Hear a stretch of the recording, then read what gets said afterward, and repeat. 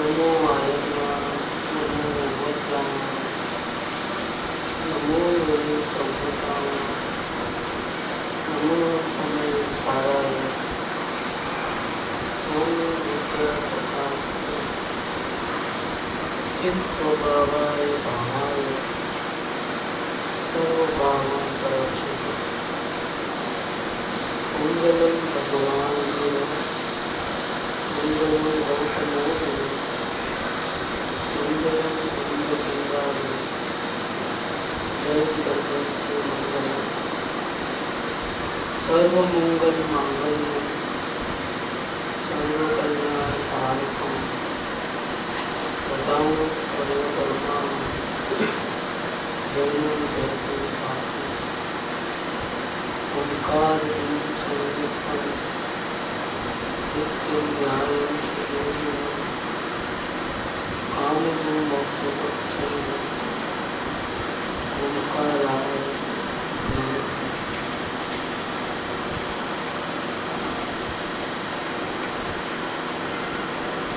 भगवान श्री कुलकुमाचार्य देवरचित ये समय साल के परमागम, उसकी गाथा नंबर 6। अणुभी होती अपमत्तो नोपमत्तो जान हो जो गावो, एवं बनती सप्तम प्रादो जोसो दूसो चेव, नथी अप्रमत के प्रमत नथी, जेक ज्ञायक भाव छे, एक शुद्ध कथाय में, जे ज्ञात ते तो तेज छे, एक शुद्ध कथाय में, जे ज्ञात ते तो तेज छे। इसकी टीका आप लेते हैं। कल गाथा चला, आज टीका मूल अभी विषय अभी बोलेगा। प्रश्न ऐसा है कि ऐसा शुद्ध आत्मा कौन है कि जिसका स्वरूप जानना चाहिए और जिसको जाने बिना हमारे जन्म मरण के दुखों का अंत नहीं होने वाला, कभी सुख की एक घड़ी भी आने वाली नहीं। ऐसा शुद्ध आत्मा कौन है कि जिसको जानना चाहिए, जिसके स्वरूप को जानना चाहिए। ये जानने की बात पहले लिया है शिष्य ने। क्यों ऐसा ध्यान करना चाहिए, ऐसा क्यों नहीं है? सबसे पहले मुझे आत्मा का, जिसका आप ध्यान करते हो तो मेरे को भी ध्यान करना है, ऐसा क्यों नहीं? दिखा दो, वो बोलते हैं दिखा दूंगा, और ये पूछते हैं कि जानना चाहिए। जानने और देखने में थोड़ा फर्क। आचार्य देव ने 5वीं गाथा में ऐसा कहा कि मैं मेरे निज वैभव से एकत्व विभव आत्मा के स्वरूप को दिखाऊंगा। और शिष्य ने क्या प्रश्न किया, अच्छा आप आत्मा का ध्यान करते हो तो मुझे भी ध्यान करना है, कैसे करूं? ये नहीं पूछा, लेकिन जानने की बात पूछी कि जिसका ध्यान आप करते हो और जिसके दर्शन मात्र से आपको जन्म मरण के दुखों से बचना हो रहा है, ऐसा जो विषय है, जो आत्मा है, जो परमात्मा है, उसको सबसे पहले ध्यान नहीं करना है। उसका सबसे पहले उसका स्वरूप जानना है। स्वरूप जाने बिना कैसे ध्यान करोगे? जिसका आता है न पता है, उसका ध्यान कैसे करोगे? इसीलिए लोग आंख बंद करके या मंत्र जाप करके या कैसा भी करके परमात्मा का दर्शन करने की कोशिश करते हैं, लेकिन परमात्मा कहाँ है, कैसे रहता है, क्या इसका स्वरूप है, उसके बारे में कुछ जानते नहीं। शिष्य को भी ध्यान करना है, जैसे आचार्य देव करते हैं अपने आत्मा का ध्यान दिन में हजारों बार, वो ध्यान उसको भी करना है। लेकिन अभी तो उसको पता ही नहीं है कि आत्मा कहाँ रहता है, कहाँ जाके ध्यान करेगा। उपादेव ने 128 में लिखा कि संत बिना अंतनी वात्मा अंत पमातो न। सदगुरु के बिना जब तक हम आत्मा के स्वरूप को समझेंगे नहीं, तब तक हम ध्यान कैसे करेंगे? સત્સંગ વિનાનું ધ્યાન तरंग रूप થઈ પડે છે। सत्संग में श्री गुरु के मुख से आत्मा का स्वरूप जाने बिना आप कहाँ पर किधर ध्यान लगाओगे? तो तरंग है, लाल पीले कलर दिखेंगे, विचार अगर बंद हो जाएंगे तो क्या होगा? या ऐसा बोलोगे कुछ नहीं दिखता है, शून्य शून्य शून्य, न राग न द्वेष, या फिर ढेर सारे कलर, ऐसा दिखेगा, शुद्धात्मा नहीं दिखेगा। और यहाँ तक पहुँचने के बाद वापस गाड़ी जहाँ थी वहाँ आ जाती, अब इस राग देश कड़ापुर उसमें चले जाते। थोड़ी देर की पल भर की एक कसायों की मनता वाली शांति है, बाद में फिर अशांति। क्यों? कि आत्मा का स्वरूप जाना नहीं। इसलिए शिष्य ने यहाँ ऐसा प्रश्न नहीं किया कि मैं कैसे आत्मा का ध्यान करूं। क्या बोला कि मैं कैसे आत्मा का स्वरूप जानूं? ऐसा स्वरूप क्या है? पहले आप ये बताइए, जिसका मुझे ध्यान करना है, जिधर मुझे नजर रखनी है, वो कैसा है, कहाँ रहता है, क्या करता है, उसका फंक्शनिंग क्या है, इसका स्वरूप क्या है, तो मुझे बताइए। इसके प्रश्न के उत्तर में आचार्य देव ने 6 नंबर की गाथा लिखी, जो सोगाणी जी को, पूज्य बेंस जी को, पूज्य गुरुदेव जी को बहुत पसंद थी ये गाथा। सोगाणी जी तो कहते हैं कि 6 गाथा के अंदर पूरा समय सार आ गया है, एक गाथा बस है समय सार। और आज 6ठी गाथा है, तारीख नंबर 6 है और जून महीना भी सब 6 है। देखो कैसा है, मेल है, आज से शुरुआत है। तो आचार्य अमृतचंद्र देव परमात्मा का स्वरूप दिखाते हैं, मतलब आत्मा का स्वरूप बताते हैं। देखो कैसी बात करते हैं टीका के अंदर, जे पोते पोताथी ज सिद्ध होवाथी, किंतु ब्रैकेट किसी के द्वारा उत्पन्न नहीं हुआ है, ऐसा होने से अनादि सत्ता स्वरूप है। क्या वो अनादि से है, उसका नया बर्थ नहीं हुआ है, क्योंकि किसी के द्वारा पैदा नहीं हुआ। माँ बाप के द्वारा शरीर की बॉडी बनती है, क्या आत्मा तो बाहर से आता है, इसके अंदर गर्भ में बॉडी बनती है, तो योग्यता देख करके जहाँ उसको लेना मांगना रहता है, ऋणानुबंध जिसको बोलते हैं, तो वो आत्मा का वहाँ डेथ होता है और वो आत्मा इधर आ जाता है बॉडी के अंदर। लेकिन आत्मा को किसी ने पैदा नहीं किया है। पूरी दुनिया मिला करके अगर होवे ना तो भी आत्मा को पैदा नहीं कर सकते। इतना ही नहीं, ये साइंटिस्ट लोग ऐसा हार्ट भी पैदा नहीं कर सकते और ऐसा कोई मशीन नहीं बना सकते बाहर में जो ब्लड सर्कुलेशन हो, क्योंकि ये अंदर की रचना है जड़ की, ये हार्ट है, हार्ट का पंपिंग है, वो भी नहीं बना सकते, तो आत्मा को कैसे बनाए? दूसरा बना सकते हो ऐसा? ये अपने पेट के अंदर जो छोटे इंटेंसिव जो है ना, ये अंतड़ हाथ बोलते हैं, छोटे और बड़ी हाथ कितनी लंबी है, इसका हिसाब किताब, लेकिन बना सकते हो वैसा? कोई साइंटिस्ट बना सकता है? जब जड़ पदार्थ भी नहीं बना सकते हो तो चेतन कैसे बना सकते हो? इम्पॉसिबल चीज। ये चेतन अनादि से है, किसी के द्वारा पैदा नहीं हुआ है, उनके कोई माँ बाप नहीं है, चेतन के कोई माँ बाप नहीं, और वो स्वयं सिद्ध है।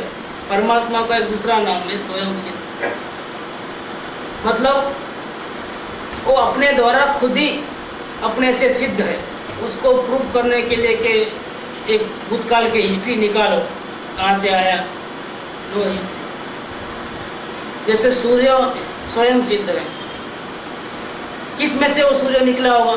अपन ऐसा कह सकते हैं कि सूर्य में से एक टुकड़ा निकल करके बहुत लंबा चले गया, तो वो है पृथ्वी, एक है मंगल, एक है शनि, ऐसा वो बोलते हैं। लेकिन सूर्य किस में से पैदा हुआ? नहीं बोल सकते, क्योंकि वो स्वयं सिद्ध है। उसका आता पता, उसका ओरिजिन कहाँ है, बर्थ प्लेस क्या है, किस में से निकला है, नहीं कह सकते।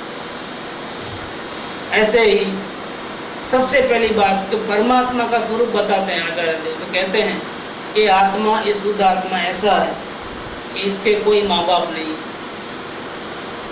किस में से निकला है? नहीं कह सकते, ये स्वयं सिद्ध है। पोते पोताथी सिद्ध हुआ थी, उसको दूसरे की जरूरत नहीं है, कोई उनको पैदा करे ऐसे उसके माँ बाप की उसको जरूरत नहीं, कोई परमात्मा की कृपा की जरूरत नहीं है कि उनकी कृपा होगी तो आत्मा पैदा होगा। मानता रखते हैं ना, बच्चे नहीं होते हैं तो मानता रखते हैं, और फिर वो मानता सफल होती है तो देवी माँ ने प्रसन्न हो गई और मुझे बच्चा मिला, वो बच्चा दे सकते हैं, आत्मा नहीं दे सकते अगर बहुत मेहरबान हो गए। बच्चा भी नहीं देते हैं असल में, हकीकत में आपका तकदीर अच्छा होता है तो हो जाता है, नहीं होता है तो 1000 लोग मांगते हैं, इसमें से 10-20 को मिलता है, बाकी सबको नहीं मिलता है। ऐसा क्यों? देना है तो सबको दे देवे, लेकिन ऐसा नहीं होता।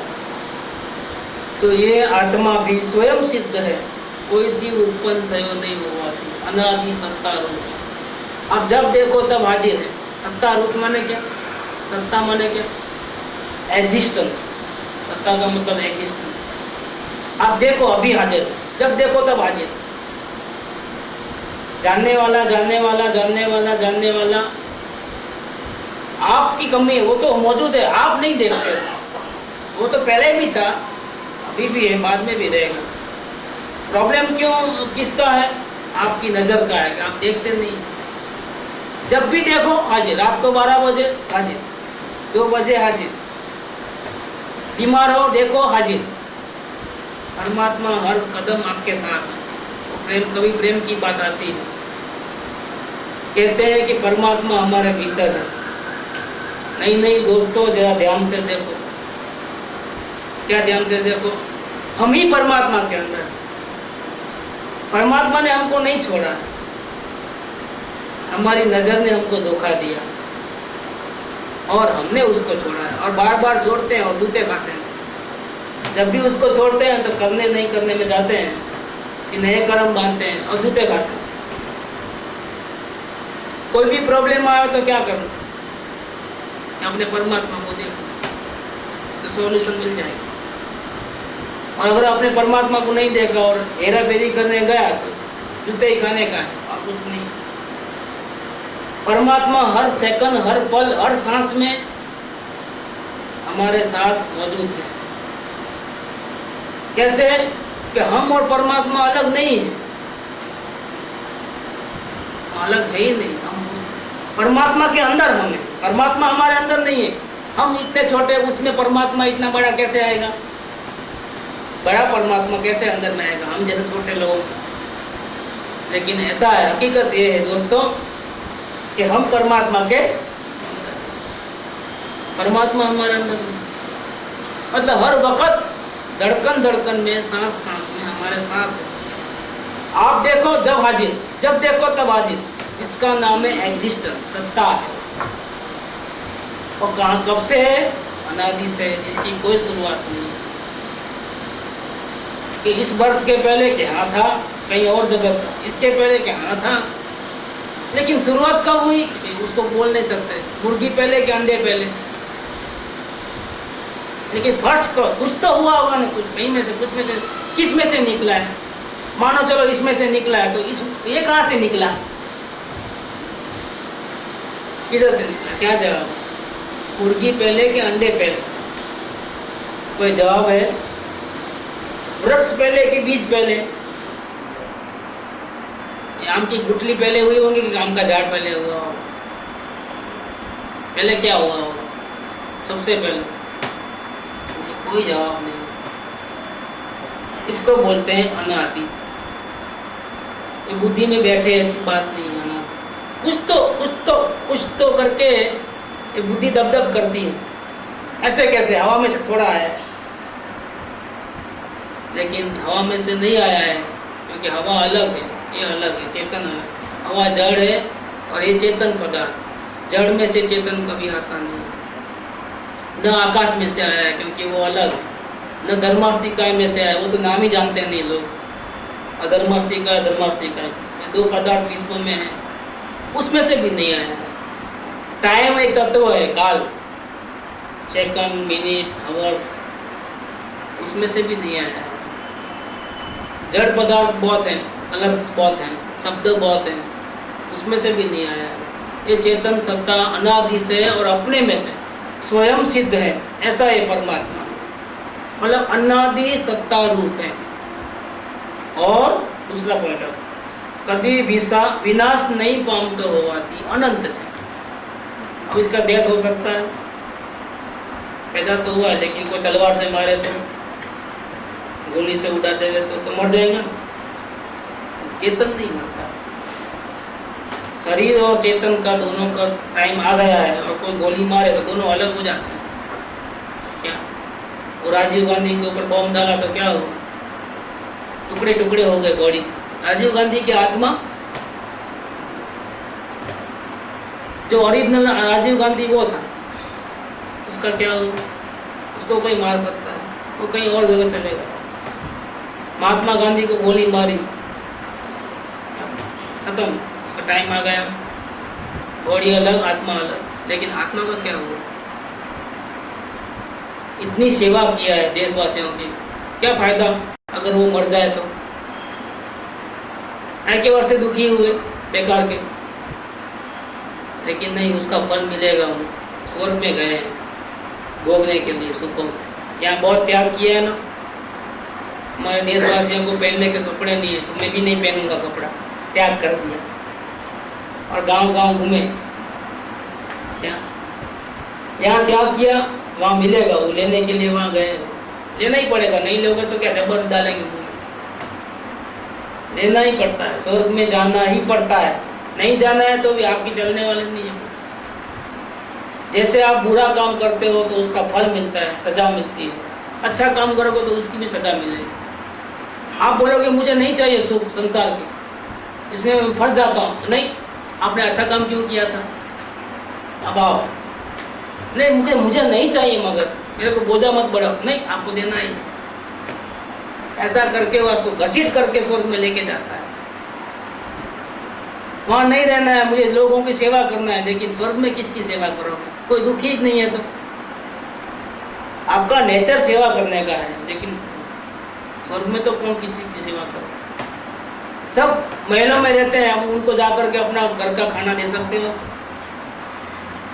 क्या बोलेगा? झगड़ा करने को आएंगे, क्या बात है, क्या समझ के रखा है? क्या हमारे पास नहीं है, तुम्हारे पास है क्या? तुम्हारे से बढ़िया बना सकते हैं, तो झगड़ा करते हैं। अगर वहाँ सेवा करें तो थप्पड़ मारते हैं, क्या बात है? क्योंकि हम दुखी थोड़े हैं, हम तुम्हारे से भी ज़्यादा है, हमारे पास महल है, हमारे पास संपत्ति है। मतलब एक सुखी आदमी दूसरे सुखी आदमी की सेवा कैसे करे? वहाँ गए हैं अभी, कौन उनका आत्मा जिसको यहाँ गोली लगी थी, वो भोगने के लिए वहाँ गए। मतलब आत्मा का डेथ नहीं है। मुनिराज भी त्याग करते हैं, तो फिर वो ज्ञान दशा के बाद का त्याग करते नहीं है, आत्मा में इतने लीन हो जाते हैं कि खाने का विकल्प भी नहीं आता है। उसको बोलते हैं उपवास। उपवास किसको बोलते हैं? खाने का त्याग नहीं किया मुझे, नहीं मैं खाना नहीं खाऊंगा। इसका मतलब क्या हुआ? आप खा सकते हो मगर आपको खाना नहीं, ऐसा नहीं है इसका मतलब।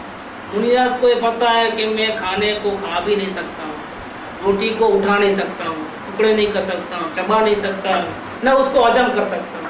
क्यों? कि रोटी जड़ है और मैं जान सकता हूँ लेकिन खा नहीं सकता हूँ, चबा नहीं सकता हूँ। देखो, इसीलिए मुनिराज खाने का त्याग नहीं करते हैं। वो अपने आत्मा में इतने लीन हो जाते हैं कि कभी कभी महीनों भर तक उनको खाने का विचार तक नहीं आता है। आनंद में इतने लीन हो जाते हैं। उपयोग बाहर आया तो मालूम पड़े ना कि शरीर वीक हो गया है कि नहीं वीक हो गया है। उनको शरीर पे ही ध्यान नहीं है, खाने पे क्या ध्यान देगा? जिसको साथ में बॉडी है उसका ध्यान नहीं है। वो आत्मा में इतना अपना उपयोग लीन हो गया है परमात्मा में, और आनंद आनंद आनंद में है। उसको रोटी कैसे याद आएगी? वो अपने आनंद में लीन हो जाते हैं, परमात्मा के साथ एक रूप हो जाते हैं। तो क्या होता है कि खाने का विचार नहीं आया तो प्रवृत्ति नहीं हुई। 1 दिन 2 दिन 4 दिन ऐसा करते करते कितना दिन निकल गए, कभी कभी 15 दिन, कभी कभी महीना भर। उस देखोगा उनको 6 महीने तक ऐसा होगा। फर्स्ट 6 महीना उनको विचार ही नहीं आया खाना खाने का। इसके बाद विचार आया कि अभी उपयोग बाहर आया थोड़ा, चलो अभी 6 महीने से खाया नहीं है तो चलो, वो 6 महीने तो अपन गिनते हैं, उनको तो वो भी कितना दिन नहीं खाया वो भी पता नहीं रहता। उन्होंने त्याग नहीं किया है मुनिराज, उन्होंने परमात्मा का आनंद का भोग किया है, वो सच्चे भोगी हैं और हम भिखारी त्यागी हैं, क्योंकि हमको हमारा आनंद नहीं मिलता है तो हम त्याग कर रहे हैं। किसका? अपने चैतन्य आनंद का। और जड़ कचरा कुंडी में पड़े हैं, चाय के एक कप में, पान के एक बीड़ी में, 2 रुपए के तंबाकू में, इसके बिना चलता नहीं। परमात्मा भीख मांगता है। हम लोग मोहित हो गए शरीर के सुखों के लिए, आंखों को अच्छा लगे ऐसा देखना है, सुनना है, वहाँ टाइम पास करना है। हम लोग बड़े त्यागी हैं, ज्ञानी भोगी है, और मुनिया तो बड़े भोगी है, और परमात्मा तो इससे भी ज़्यादा भोगी है। परमात्मा जैसा भोगी कोई नहीं, वो 1 सेकंड भी छोड़ते नहीं अपने आनंद, पूरा पूरा पूरा वसूल करते हैं। देखो, लेकिन हमको कैसा लगता है कि उल्टे चश्मे पहने हैं, 9 रूपी भूत है ना, भ्रांति हो गई है। हमको लगता है कितना त्याग किया है, वो हम तो नहीं कर सकते बाबा। क्या त्याग किया है? बड़े भोगी हैं, इतना आनंद उनको मिलता है, इतना मिलता है कि हमारे सपना देखो, वो आनंद हमको कैसे मिलेगा? क्योंकि हम तो परमात्मा से बहुत दूर हैं। वो आनंद के भोग कर रहे हैं और हम आनंद के त्यागी हैं। खाना पीना तो ग्रहण ही कहाँ करता है आत्मा, छू भी कहाँ सकता है, रोटी खा कैसे सकता है? नहीं, बीमार पड़े तो दवा की जरूरत नहीं है, हॉस्पिटल की जरूरत नहीं है, पैसों की जरूरत नहीं है, वो ठीक है, ये ठीक थोड़े। हमको तो पल पल में सबको जरूरत पड़ती है, और अगर वो जिसके ऊपर हम डिपेंडेंट रहते हैं, अगर वो उल्टा सुल्टा हो जाए तो हम उल्टा सुल्टा हो जाते हैं। हमको दुखी होने में देर नहीं लगती, क्योंकि हम डिपेंडेंट हैं दूसरों की। सुखी तो ये लोग हैं, किसी की डिपेंडेंस नहीं, टोटली लाइफ सुखी है, परम सुखी है, अल्प समय में परमात्मा बनने वाले हैं, ऐसा उनकी पोजीशन है, उसको बोलते हैं सुखी।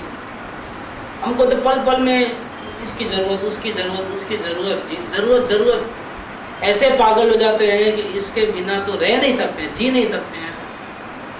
और कृपालदेव ने 128 नंबर का पत्र लिखा, उन्होंने लिखा कि जिसके बिना मैं कभी जिंदा नहीं रह सकूंगा, ऐसे स्त्री, पुत्र, कुटुंब, परिवार, धन, इज्जत, नाम,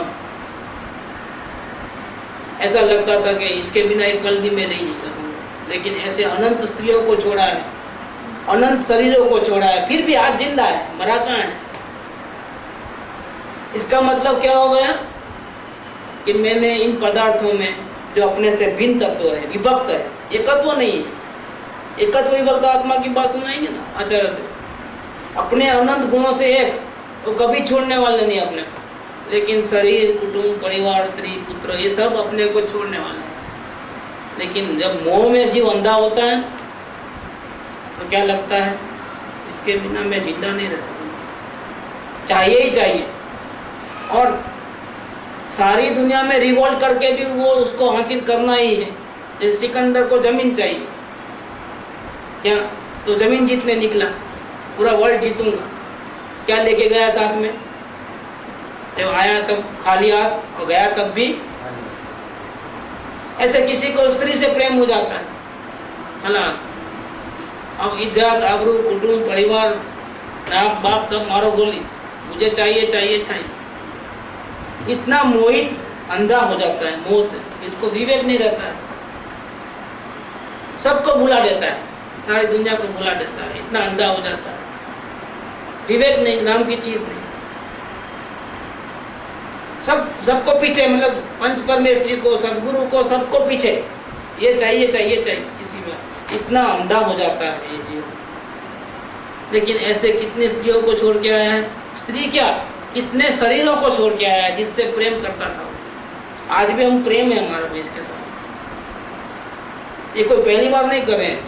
जब भी हमने जन्म लिया भूतकाल में, तब तक हमने शरीर से प्रेम किया और ऐसा लगा कि इसके बिना जिंदा नहीं रहेंगे। लेकिन ऐसे एक दो नहीं, कितने छोड़ के आए अनंत, और ये भी छूटने वाला है।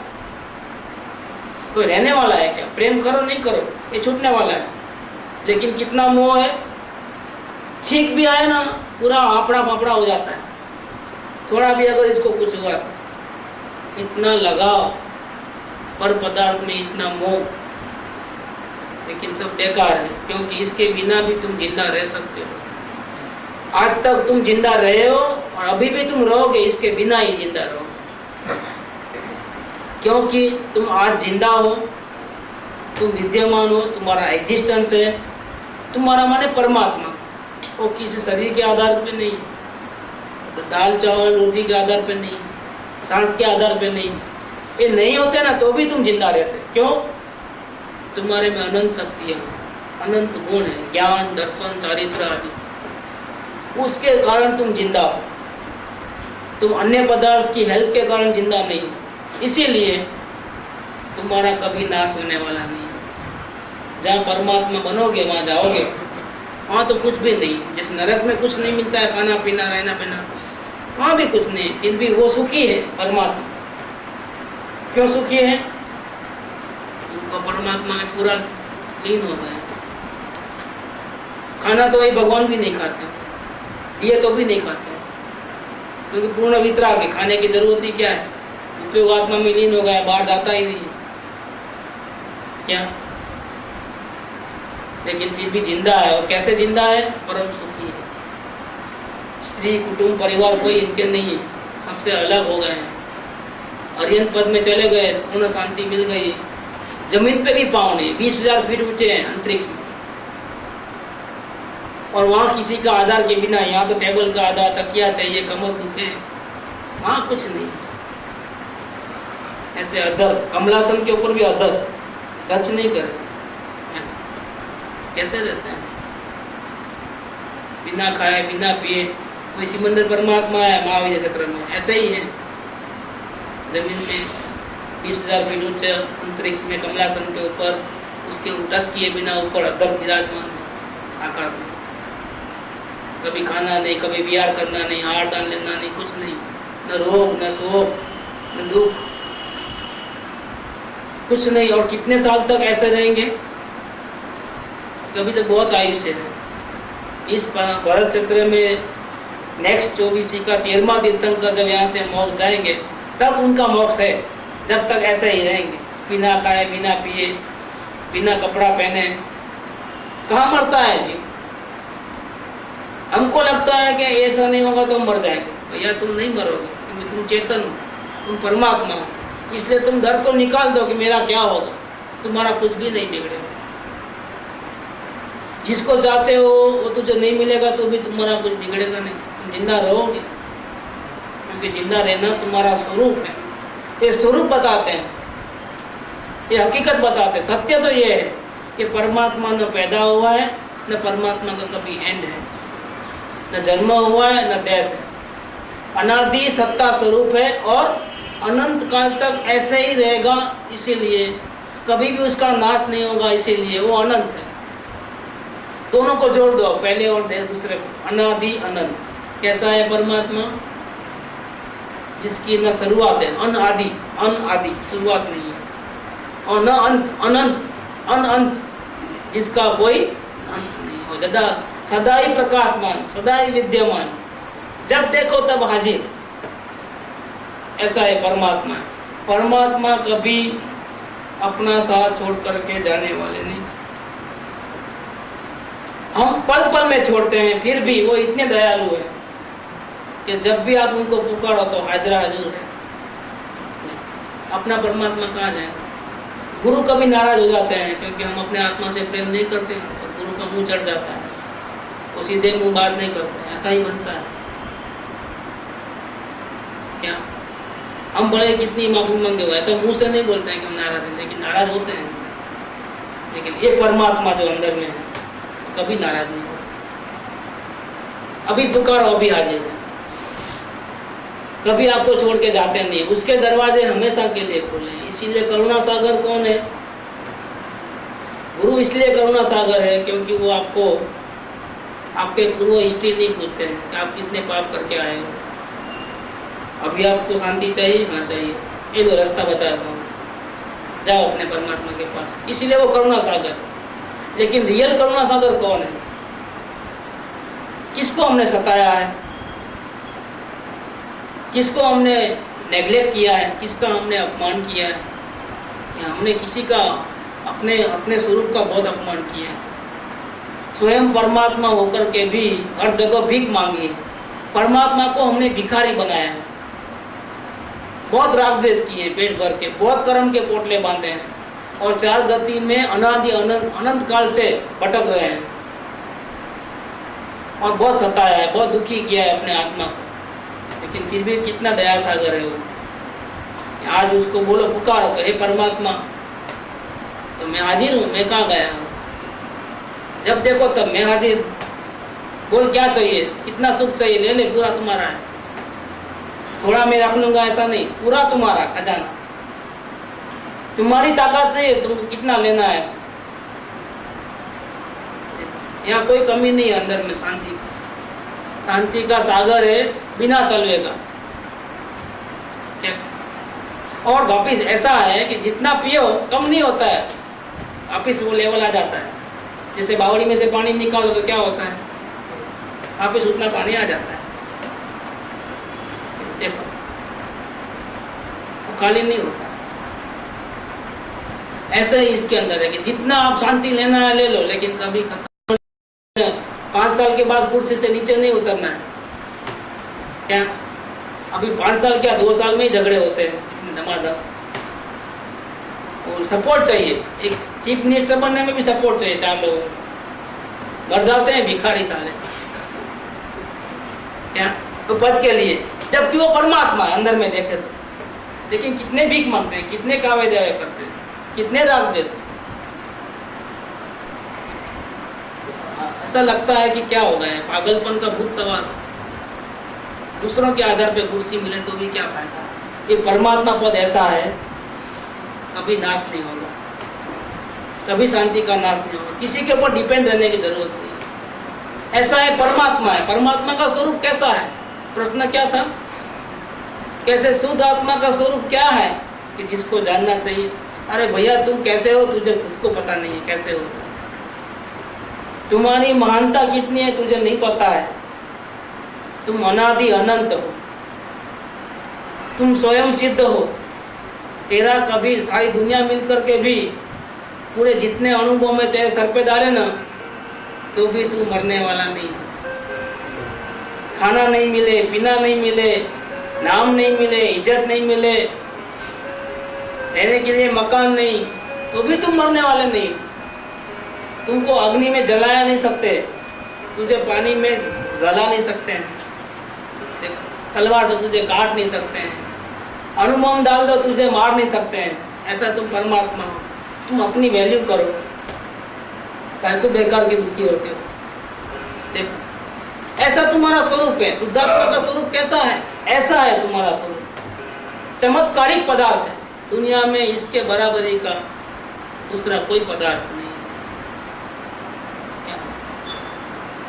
लेकिन विश्वास आता है। आचार्य देव तो कहते हैं ऐसा हो तुम ऐसे परमात्मा हो। तुम क्यों अपने को शरीर वाले, कुटुंब वाले, परिवार वाले ऐसा मानते हो? ये कास्ट के, वो कास्ट के, ये धर्म के, तुम ऐसे नहीं हो। तुम तो परमात्मा। परमात्मा की कोई कास्ट नहीं होती है, परमात्मा का कोई धर्म नहीं होता है, परमात्मा की कोई भाषा नहीं होती। झगड़े काहे के झगड़े? आगे आएगी कि प्रमद भी नहीं अप्रमद भी, ज्ञान अवस्था और अज्ञान अवस्था वो भी परमात्मा की नहीं। क्या ये ज्ञानी परमात्मा है, अज्ञानी परमात्मा, ऐसे दो भेद नहीं। परमात्मा में नहीं है भेद, अवस्था में है। परमात्मा सुखी भी है, दुखी भी है कि नहीं, वो सब किसमें है? परमात्मा ऐसा नहीं, न सुखी है न दुखी। परमात्मा तो आनंद का सागर है, तू ज्ञान का सागर है, तू प्यार का सागर है। नहीं गीत आता है,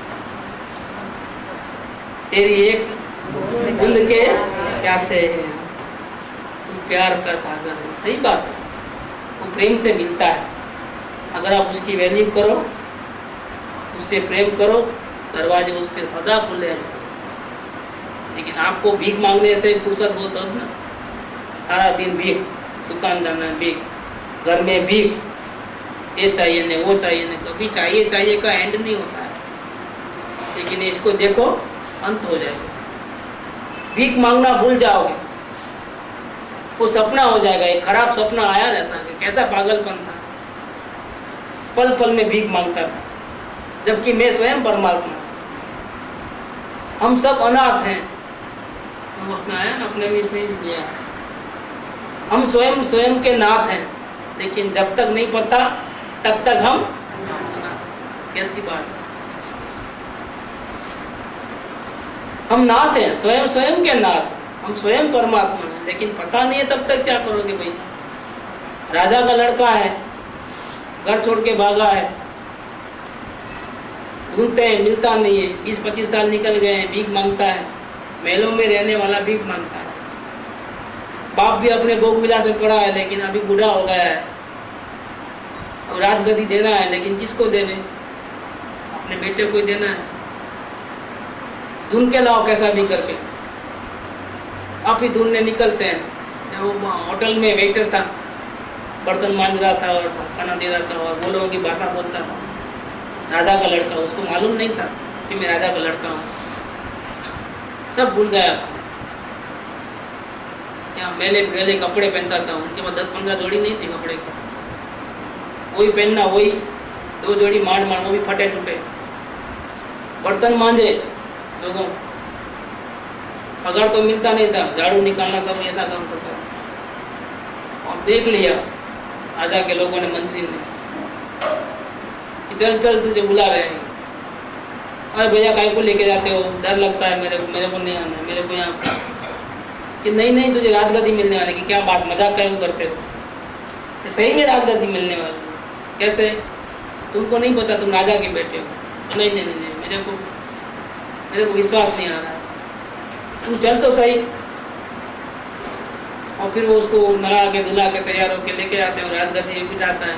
वो होटल वाला आता है, भाई कहाँ गया है तुम, चल बर्तन मांज, चल मुँह संभाल के बात कर। क्या बोलता है, क्या एक चेंज हो गया, पूरा चेंज हो गया। फिर ऐसे 1000 होटल खरीद सकता हूँ, और तुम्हारे को झाड़ू निकलवाऊंगा, बहुत ज़्यादा नखरे कर। नहीं बोलता है। सही में ऐसा है, ये जीव अगर अपने को समझ ले, स्वरूप को समझ ले और ध्यान कर ले और एक झलक देख ले ना, सारे दुखों भाग जाते हैं, कोई टेंशन नहीं रहता है। अनादि अनंत है, अनादि अनंत तो ठीक है, चलो आदि नहीं है, अंत नहीं है, लेकिन वर्तमान में तो कैसा है, क्या क्या करता है, काम क्या करता है वो, ये परमात्मा क्या काम करता है, बताते हैं। 3rd पॉइंट में नित्य उद्योत रूप होवाती, मतलब आदि नहीं अंत नहीं, और बीच में जो है ना वो नित्य है, मतलब एवरी मोमेंट में उसका एग्जिस्टेंस है। नित्य उद्योत रूप होवाती, नहीं तो आदि नहीं है, अंत नहीं, और बीच में तो भाई बीच में मालूम नहीं क्या है, ऐसा नहीं है। आदि भी नहीं है, अंत भी नहीं है, और बीच में भी है, हर पल में है, नित्य। दोनों के बीच में, दोनों छोर के बीच में है, निरंतर है।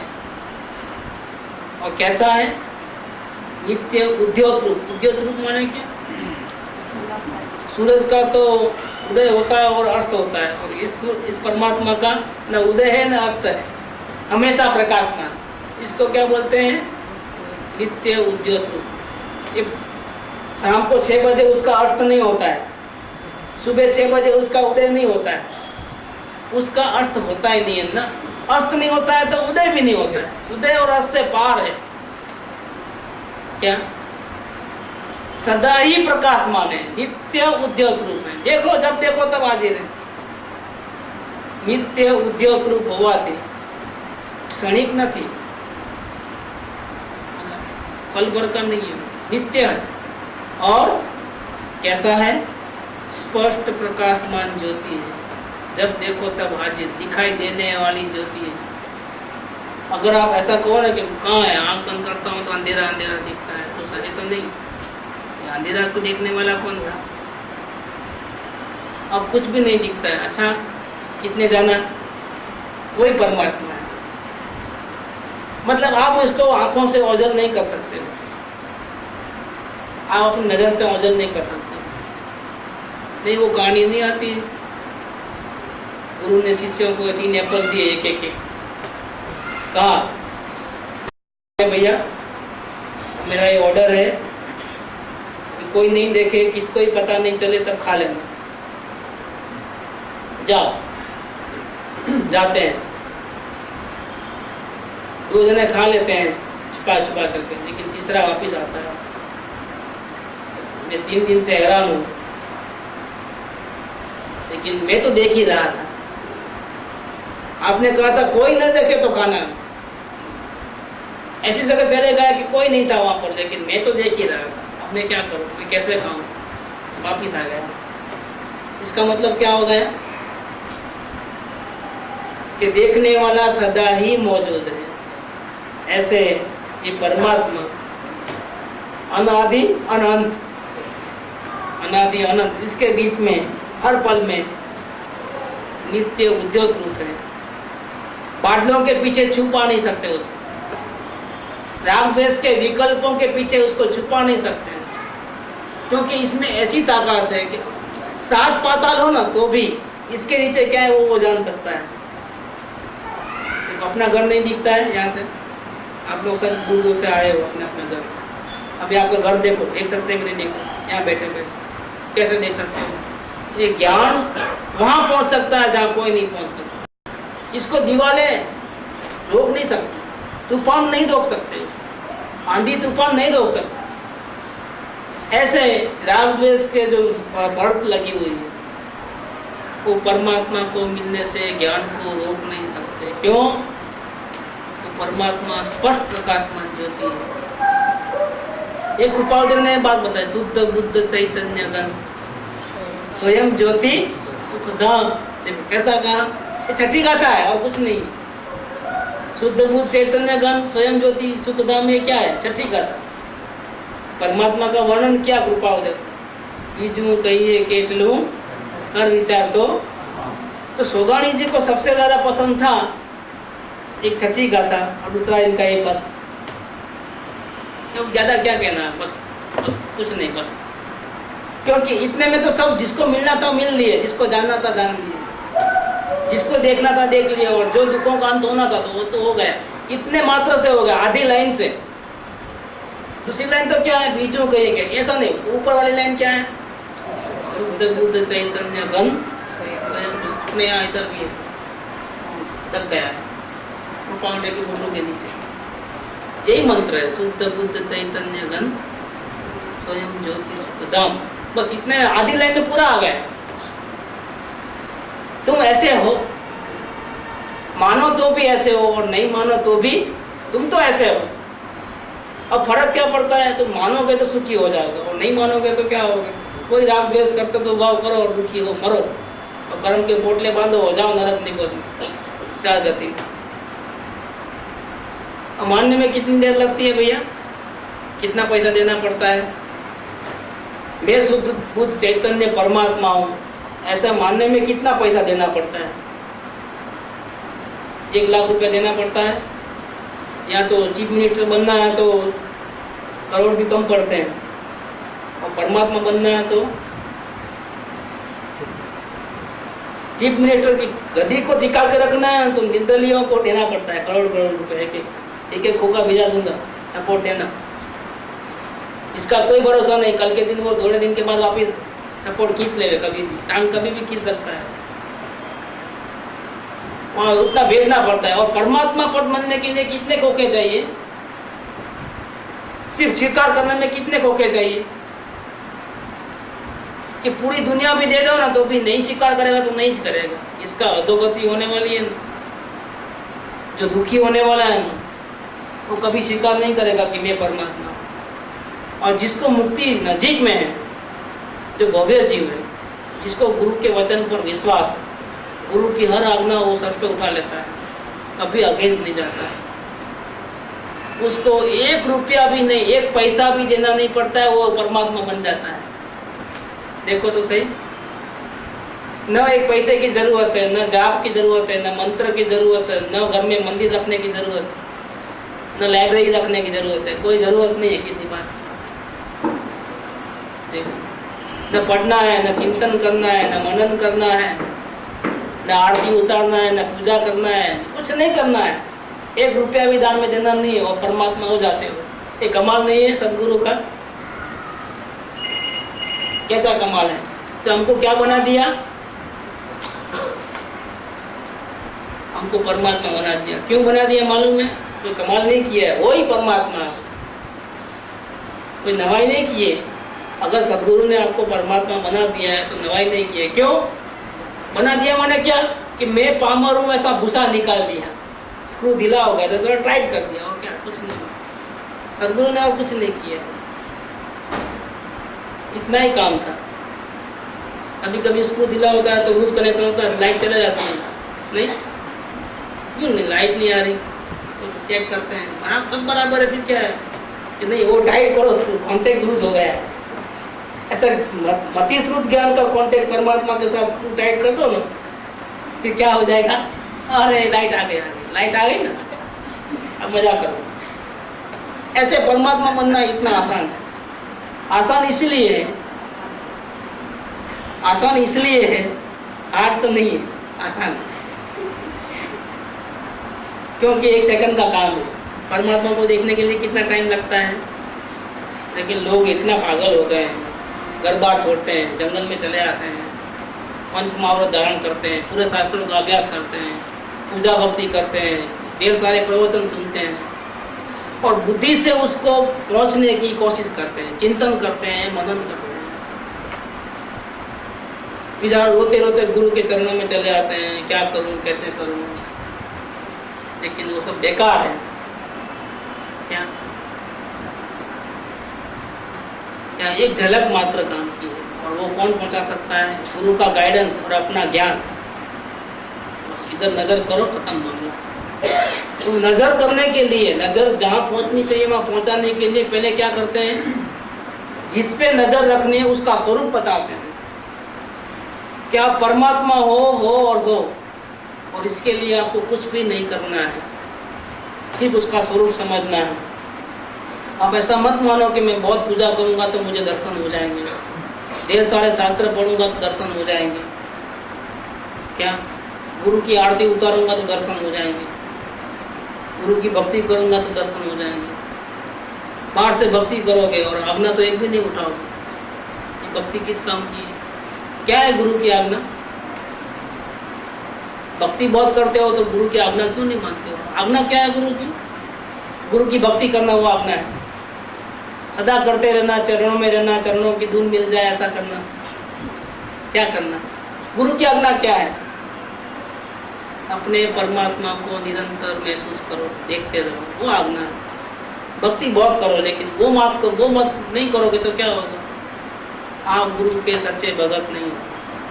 जिसको अपने आत्मा से प्रेम नहीं है, जो गुरु की आज्ञा को ठुकराता है और अपने आप से प्रेम नहीं करता है और दुनिया में किसी और पदार्थ के साथ लगाव रखता है और गुरु का आज्ञा में नहीं रहता है, इसलिए फिर गलतियाँ होंगी।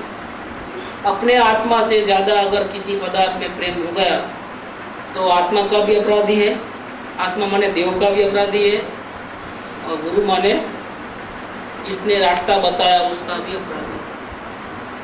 देव गुरु का अपराध, विराधना करने वाला जीव, उसको नहीं पता कि इसकी सजा क्या मिलने वाली है और कितना दुखी होने वाला है। वो अज्ञान के अंधेरे में है और इतना अज्ञान ज़्यादा तीव्र हो गया है कि दूसरे लोगों को तो जगाए तो जाग जाते हैं, लेकिन ये तो जाग करके सोया हुआ है। क्या है? अब इसको कोई नहीं जगा सकता। जाग करके जो लेटने का, सोने का जो ढोंग करता है उसको कौन जगाएगा? बेहोश हो गया ना तो भी जगा सकते हैं, पानी डाल करके, एक इंजेक्शन दे करके, लेकिन जाग तो रहा, सब मालूम है उसको, कैसे फंस रहा हूँ सब मालूम है, लेकिन फिर भी गुरु की बात नहीं मानना है और अपने से प्रेम नहीं करता है, फिर क्या करेगा वो? फिर तो वही होने वाला है जो नाटक के सीन में होता है कि कानून के हाथ लंबे होते हैं, जब एंड आता है तब पुलिस पकड़ के जाती है। 50 बार नहीं पकड़ेगी लेकिन आखिरी में एक बार पकड़ेगी। क्या नहीं पकड़ेगे तो वहाँ तो है ही, डंडा तो गिरने ही वाला है। पूरे का फल ऐसे विराधना का भी फल मिलता है, आराधना का फल मिलता है तो विराधना का ही फल मिलता है। कैसी बात है कि स्पष्ट प्रकाशमान ज्योति है। परमात्मा कैसा है? स्पष्ट प्रकाशमान ज्योति है। अपना टाइम पूरा हुआ है, अभी तीसरा मुद्दा बराबर अभी क्लियर नहीं हुआ है। स्पष्ट प्रकाशमान ज्योति नित्य वाली बात, अनादि और अनंत की बात की, कभी पैदा नहीं हुआ है, कभी एंड नहीं होने वाला, लेकिन बीच में जो उसको सत्ता है उसको और थोड़ा खोलना है, लंबा विषय चलेगा।